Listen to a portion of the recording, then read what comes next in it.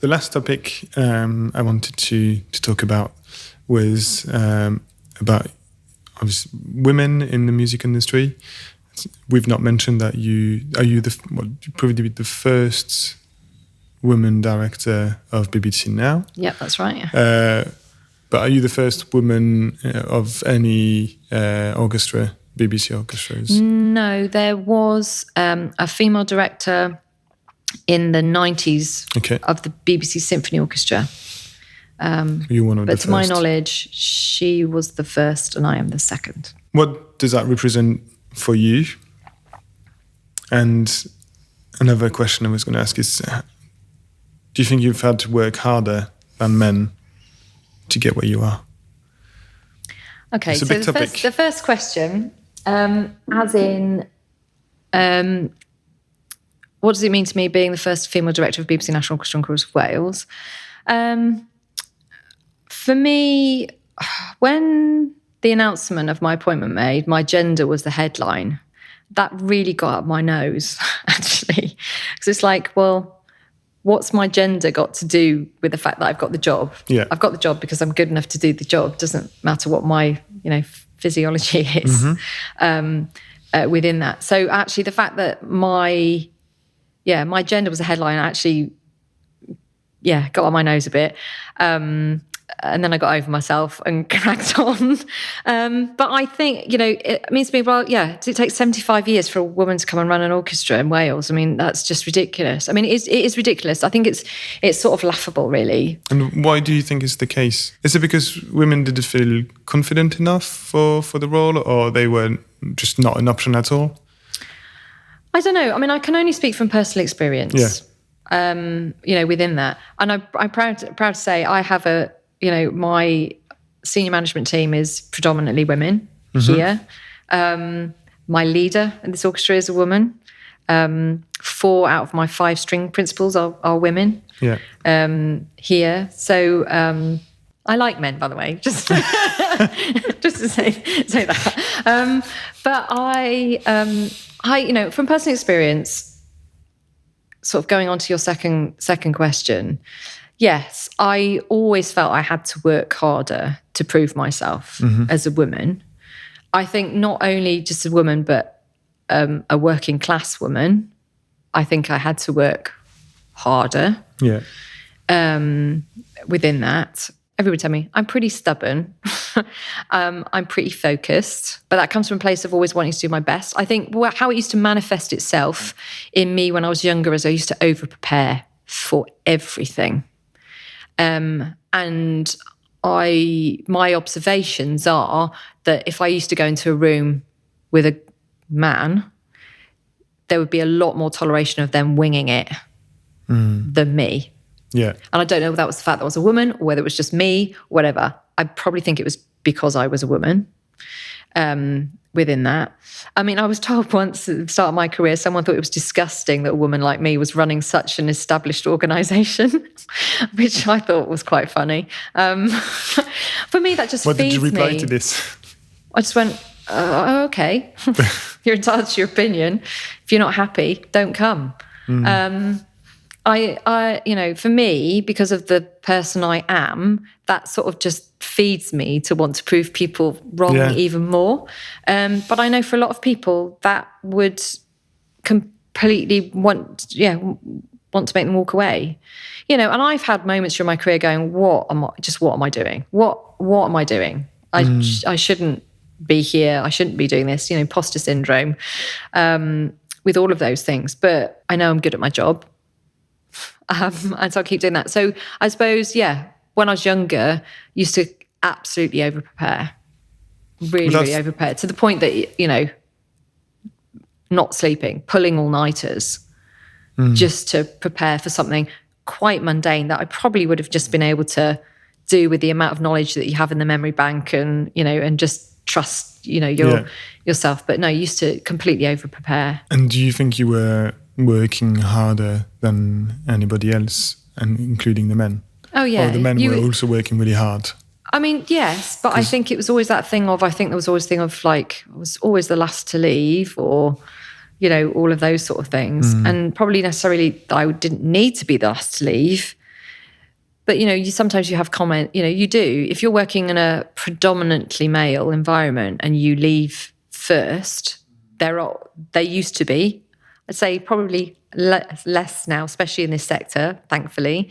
But I mean, we're talking over 25 years ago, there would be a comment made that the girl can't hack it, or the girl's going home early, or, I had comments like, you're going home to make your husband's tea.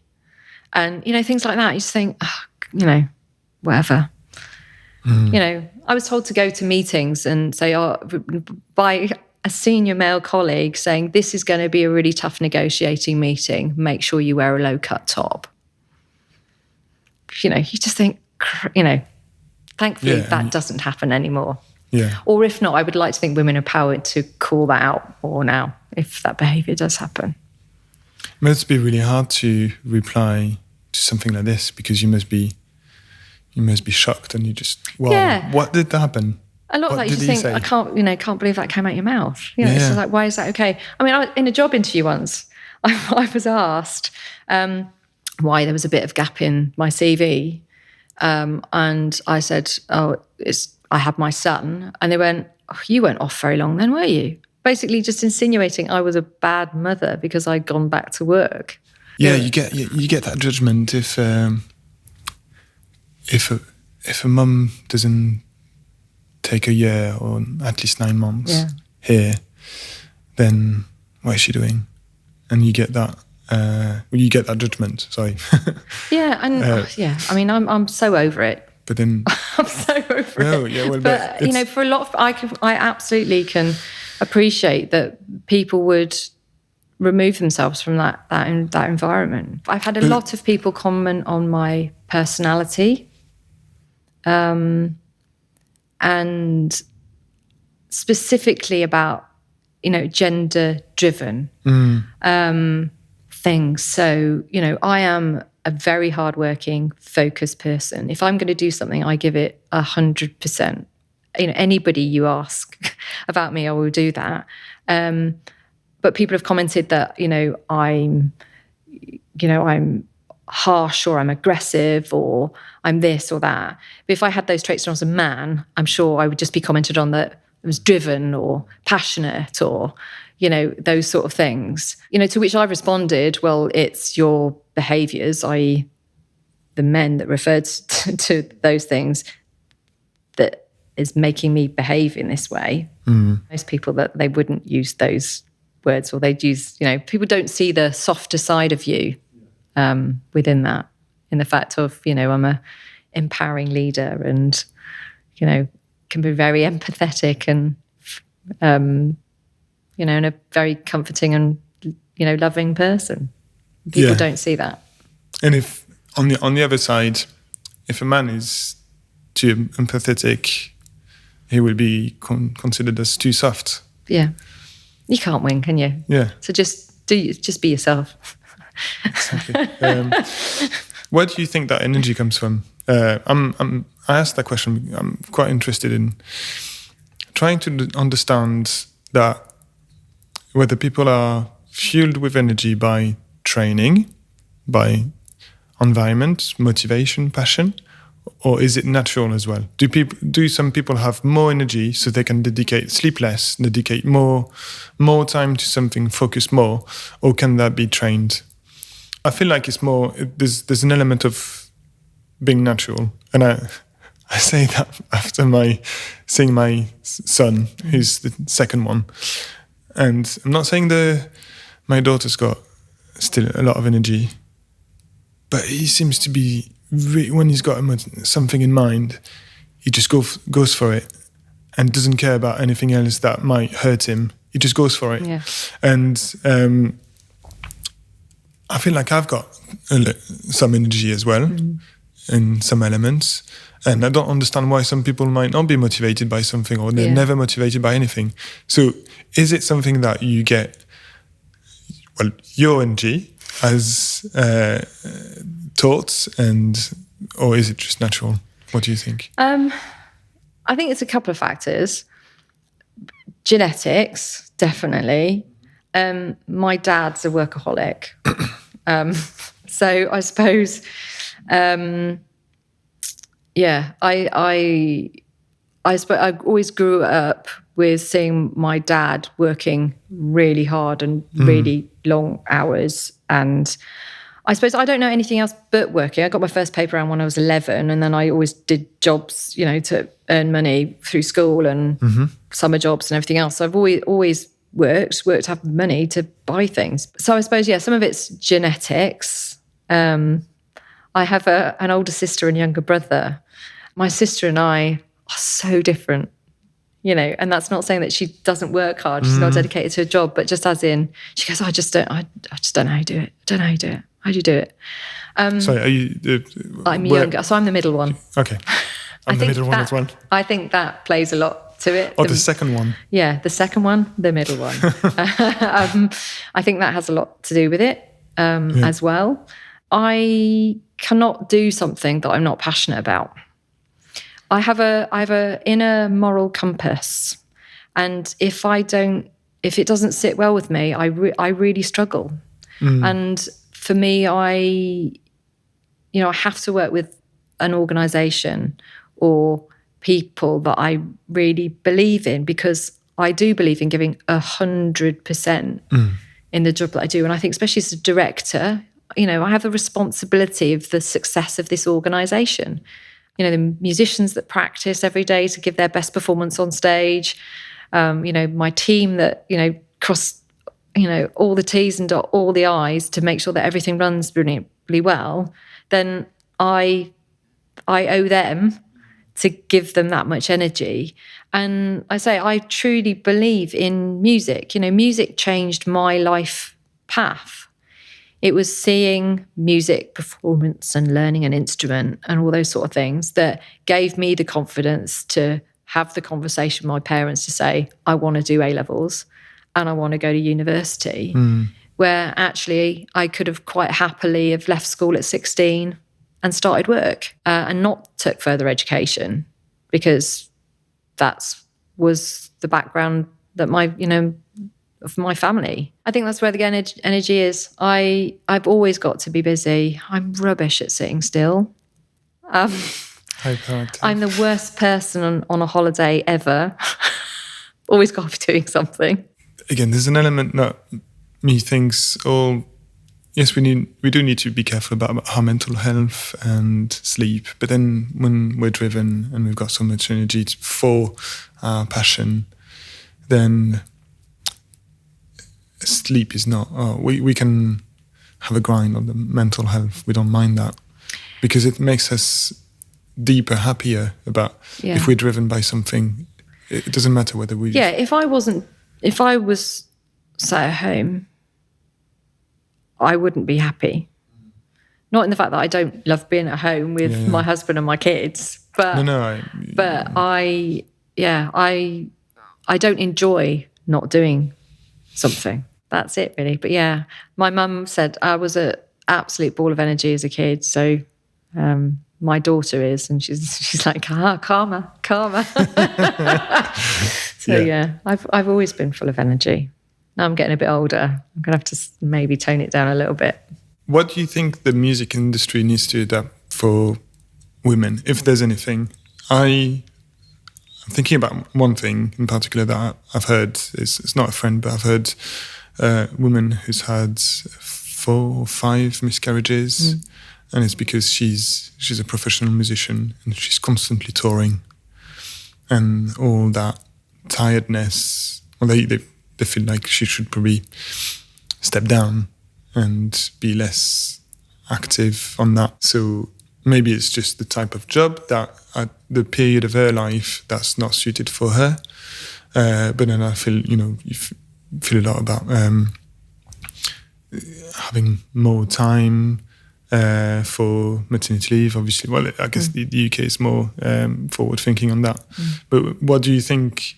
There is a lot. Well, there's been a lot of improvement. So what has improved, and what should be improved? I mean, my experience has always been there has been, a good degree of flexibility within that. I mean, obviously, I can't speak from a full-time professional musician perspective because I've not walked that path. But for me, when talking about, being a working mum, when I had my son, there were days that we had a residential. I remember my husband put his back out and had to have spinal surgery. And it was when a residential was happening. So I just took my son with me, and he had a great time. The kids looked after him. And did it affect the kids' learning? No, because they were in their classes. And when they were in the classes, he was, with me. And then actually in the break times, the students loved taking him off and doing bits and pieces and, whatever. And my daughter was very unexpected. And I just recently started at the Bournemouth Symphony Orchestra. So I wasn't entitled to maternity pay. So I went back to work when she was 4 months old. Mm-hmm. And the deal was for the first 2 months I could just be office-based because I was still breastfeeding, and I was going across to a nursery and breastfeeding twice a day. And like my keeping in touch days, she came with me because of her disability. She couldn't take a bottle, so I was exclusively breastfeeding. I was found rooms to express, milk when I was in meetings, all over the place, and things like that. Some of them not so salubrious. It's like, my daughter had a lot of medical appointments, and her nursery was very close to work and very luckily very close to the hospital. So I would just build them into my diary and make the time up, or I'd stay on late, or I'd do a half day on the weekend, or, those sort of things. So I suppose I've been very lucky that I've managed to work my job around those things. Now I work lots and lots of hours. Yesterday I started at 8 a.m. I got home at midnight this morning because we had an event and I had meetings in the morning and, all those sort of things. But I also think it's okay for women to say, actually, this isn't the right thing for me to do right now, regardless of whether you've got kids or not. And I think that's just not about women. I think that's anybody. I think there's been a lot of pressure put on people about this career path, and it's always got to be up. And actually, there's nothing wrong with someone getting to do a job at a level that they're really happy with and doing that really well. And I don't think that's celebrated enough within that. And I think there's just culturally a pressure for people to promote and to promote and to promote. But actually, there should be more energy put on celebrating people doing a job that they're really good at well within that. And, it's not just about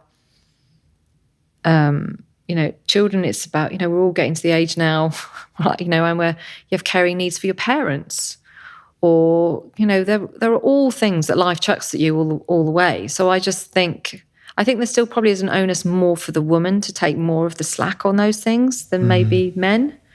But I just think it's about giving yourself permission and having the confidence to say, actually, something's not the right thing for you at that time. And that's okay. I have quite a few friends who,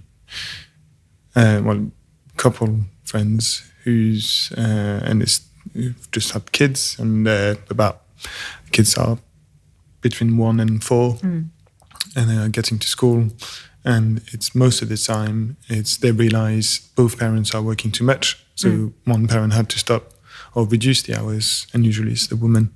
But the dads have been reducing the hours in the past to look after the babies. They've had long paternity leave, but when the kids reach school and you don't have to reduce the hours so much, it